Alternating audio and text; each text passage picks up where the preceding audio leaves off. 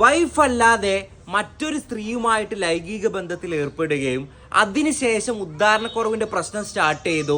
ഇതാണ് ഒരു പേഷ്യന്റ് നമ്മളോട് കംപ്ലൈന്റ് ചെയ്തിട്ടുള്ളത്. ഇതെന്തുകൊണ്ടാണ് സംഭവിച്ചത്?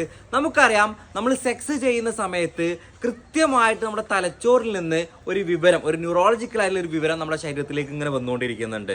അപ്പോൾ ഈ ഒരു വ്യക്തികളിൽ വളരെ സെൻസിറ്റീവാണ്, വളരെ ആക്സിഡന്റലായിട്ട് സംഭവിച്ചു പോയൊരു സംഗതിയാണിത്. ഇതിന്റെ ഒരു കുറ്റബോധം അവരുടെ ശരീരത്തിൽ കടന്നിങ്ങനെ നീറിക്കൊണ്ടിരിക്കുകയാണ്. ഇവർ ബന്ധപ്പെടുന്ന സമയത്ത് ഈ ഒരു തോട്ട് പ്രോസസ്സ് മാറുകയും അതുമായി കുറ്റബോധവും അവരിൽ ആൻസൈറ്റി മറ്റു കാര്യങ്ങളും ഡെവലപ്പ് ചെയ്ത് കഴിഞ്ഞാൽ പിന്നീട് അവർക്ക് പ്രോപ്പർ ആയിട്ടുള്ളൊരു ഉദാഹരണം ലഭിക്കില്ല.